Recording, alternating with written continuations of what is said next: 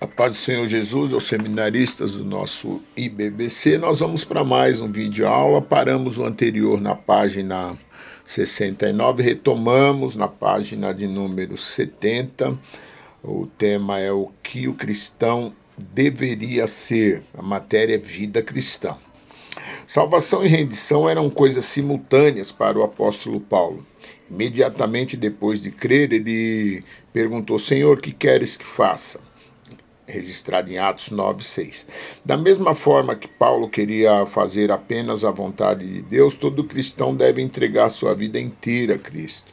Paulo rogou a todos os cristãos oferecê-los a Deus, conforme o registro em Romanos 6,13. O erudito Adolf Deisman sugeriu que a palavra cristão tem o significado de escravo de Cristo, como Cesareio significava escravo de César. No Velho Testamento, Deus prometeu a Abraão que ele seria pai de uma grande nação, com filhos em tão grande número quanto as areias do mar. Abraão, porém, não tinha filhos. Contrariamente à vida de fé, ele gerou um filho de Agar, a escrava de sua mulher. Esse foi um ato carnal, representando o caminho tortuoso do homem em lugar do caminho de Deus. O Senhor interveio e realizou um milagre. Sara, mulher de Abraão, em sua velhice, deu à luz a Isaque, um filho da fé. O cumprimento do eterno plano de Deus.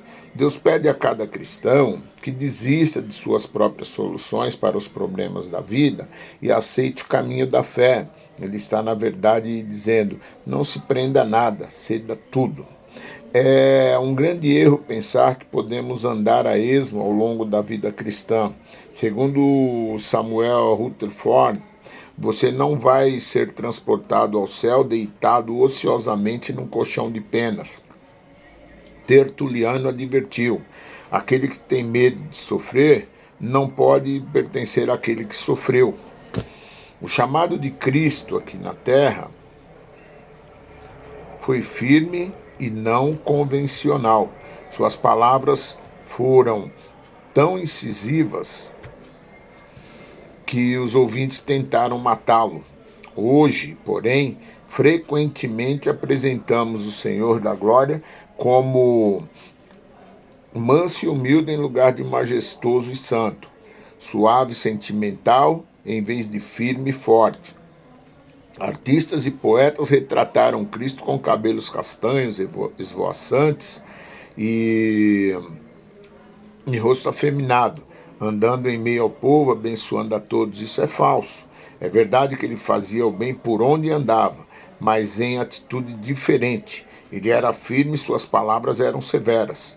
Às vezes, ele até mesmo ofendia seus discípulos, seus parentes, os escribas e fariseus. Certa ocasião, Jesus disse: não penseis que vim trazer paz à terra. Não vim trazer paz, mas espada. Ele era, na verdade, amoroso e bom, mas não podemos ignorar as exigências do seu chamado. Mestre, exclamou certo homem, seguir-te-ei por onde quer que fores. Jesus respondeu ao oferecimento entusiasta com palavras surpreendentes. As raposas têm covis, as aves do céu, seus ninhos, mas o Filho do Homem não tem onde reclinar a cabeça. Outro pediu: Senhor, permite-me ir primeiro sepultar meu pai. A resposta veio rápida e devastadora como um raio: deixa os mortos sepultar os seus mortos. Tu, porém, vai e prega o reino de Deus. Um terceiro rogou: seguir-te-ei, Senhor, mas deixa-me primeiro despedir-me dos de casa. A resposta de Jesus foi um golpe severo para esse. Ninguém que, tendo posto a mão no arado, olha para trás, é apto para o reino de Deus. A vida cristã é bela, mas nem tudo é festa. Jesus jamais conquistou discípulos com falsas promessas. De fato, ele não ocultou suas cicatrizes, mas declarou abertamente: vede as minhas mãos e os meus pés.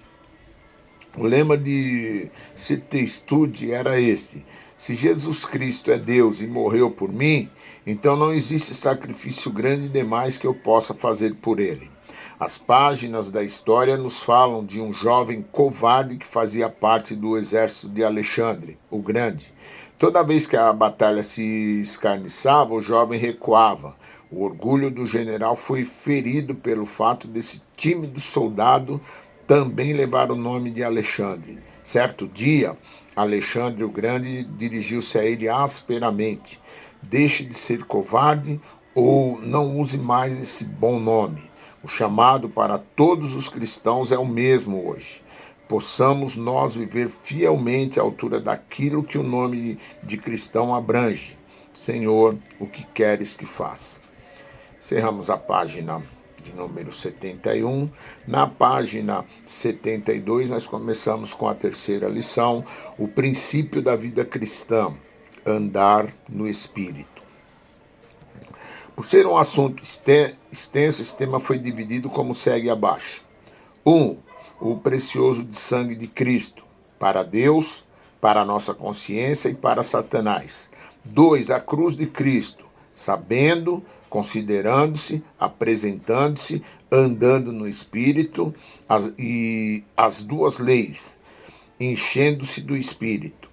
Ordenando assim esse tema, desejamos que cada aluno tenha uma compreensão clara de tudo que se refere ao andar no Espírito, já que a palavra de Deus diz: portanto, irmãos, somos devedores não à carne para vivermos segundo a carne, porque se viverdes segundo a carne, há vez de morrer, mas se pelo Espírito mortificardes as obras do corpo, vivereis, pois todos os que são guiados pelo Espírito de Deus, esses são filhos de Deus. Tópico 3.1. O precioso sangue de Cristo. O homem tem basicamente um problema, a independência. Essa independência consumada produz uma série de complicações que justamente são os nossos pecados: desobediência, blasfêmia, mentiras, fornicação e etc. Na carta aos Romanos, Paulo divide muito bem o assunto no próprio corpo da epístola. Será de grande utilidade analisar essa divisão. Do capítulo 1 até o 5:11, ele está tratando dos atos pecaminosos do homem. E do capítulo 5:12 até o 8:39, ele está tratando da atitude do homem, ou seja, o pecado. Na primeira sessão, considera-se a questão dos pecados cometidos diante de Deus, que são muitos e que podem ser enumerados. É nesse ponto que vamos ficar por enquanto. Quando a luz de Deus brilha pela primeira vez em nossos corações, clamamos por perdão porque compreendemos que cometemos pecados diante dele. Portanto, o sangue de Cristo trata com esse primeiro problema que vemos, os nossos pecados. O sangue de Cristo é de grande valor para nós porque trata com os nossos pecados e nos justifica diante de Deus, conforme declara os seguintes textos, Romanos 5, 8 e 9 e 3, 24 ao 26. O pecado se manifesta na forma de desobediência para criar, em primeiro lugar, separação entre o homem e Deus. Em segundo lugar, o pecado comunica ao homem um sentimento de culpa, de afastamento de Deus. E ainda não é tudo, porque o pecado oferece também a Satanás uma possibilidade de acusação diante de Deus. Portanto, temos 3 problemas que precisam ser solucionados. 1, a nossa separação de Deus. 2, as acusações de nossa consciência. E 3, as acusações de Satanás. Vamos ver cada um desses problemas e a solução provida pelo sangue isoladamente. O sangue é primariamente para Deus. É a santidade de Deus, a justiça de Deus que exige que uma vida sem pecado seja dada em favor do homem. Há vida no sangue, aquele sangue tem que ser derramado em favor de mim pelos meus pecados. Deus requer que o sangue seja apresentado com o fim de satisfazer a sua própria justiça.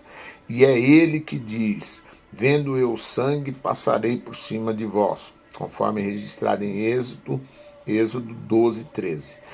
O sangue de Cristo satisfaz a Deus inteiramente, É necessário esquecermos o valor que nós damos ao sangue para visualizarmos o quanto Deus dá valor ao sangue. A. No Antigo Testamento, o sangue dos animais satisfazia temporariamente a justiça de Deus. B. Na Nova Aliança, não há outra coisa que satisfaça a Deus senão o sangue. Portanto, sangue resolve nosso problema de separação de Deus. Por meio do sangue, temos livre acesso ao Senhor. Entendendo que o sangue que nós estamos falando aqui é o sangue de Jesus. O sangue satisfaz a nossa consciência. Agora temos que considerar que, em nossa condição de incrédulos, não éramos tão molestados pela nossa consciência, até que a palavra de Deus começou a nos despertar. Quando cremos, a nossa consciência pode se tornar extremamente sensível, e isso pode vir a ser real problema para nós. O sentimento de pecado ou de culpa pode se tornar tão grande, tão terrível, que quase nos paralisa, porque nos faz perder de vista a verdadeira eficácia do sangue. Algumas vezes chegamos ao ponto de imaginar que os nossos pecados são maiores que a eficácia do sangue. Por que isso? 1. Não sabemos o valor que Deus dá ao sangue.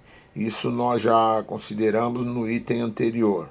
Devemos estar fundamentados nisso, crendo que só o sangue de Cristo satisfaz a justa exigência de Deus.